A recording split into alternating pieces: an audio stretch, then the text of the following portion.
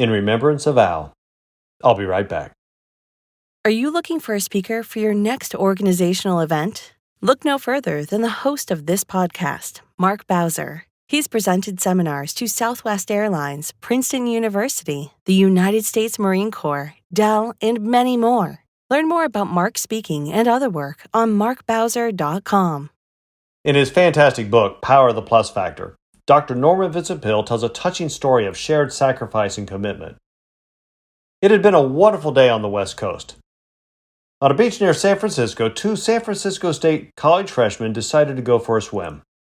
Shirley O'Neill and Albert Kogler flung themselves into the refreshing surf.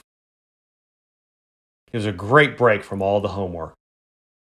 Al took the lead.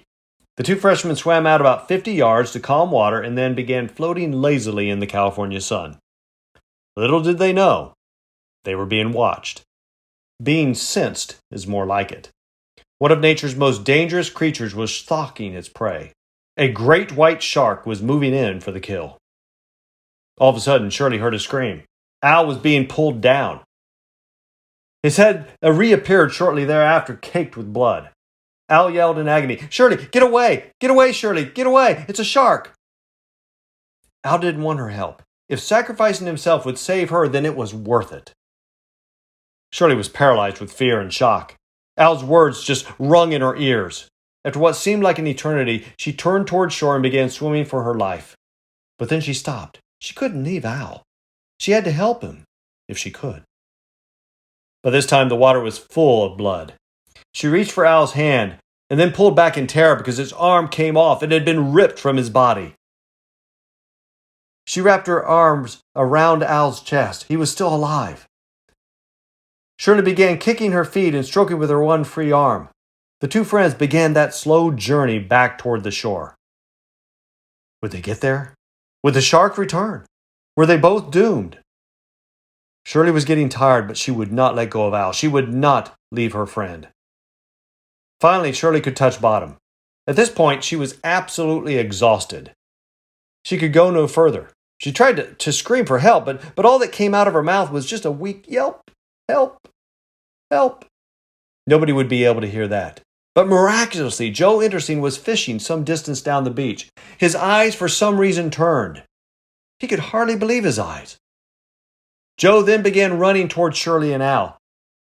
Mid-stride, he flung his cast like a cowboy with his rope. The line perfectly landed beside Shirley. She wrapped it around her waist, and then Joe reeled in Shirley and Al. By this time, many people saw the trouble and came running. They laid Al on the beach and put a blanket on top of him. Being a devoted Christian, Shirley asked if she could baptize him. Al had never had any use for religion, but at this moment, his heart softened. He simply nodded yes to Shirley.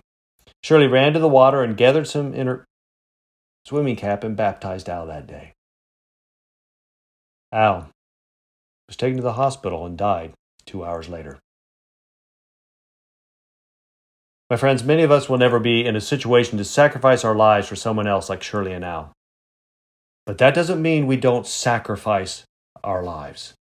If our motive and desire is to put other people before ourselves, then we sacrifice ourselves.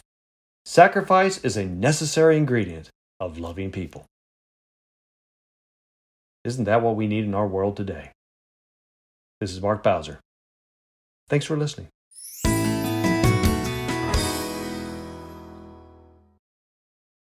Are you looking for a speaker for your next organizational event? Look no further than the host of this podcast, Mark Bowser. He's presented seminars to Southwest Airlines, Princeton University, the United States Marine Corps, Dell, and many more. Learn more about Mark's speaking and other work on markbowser.com.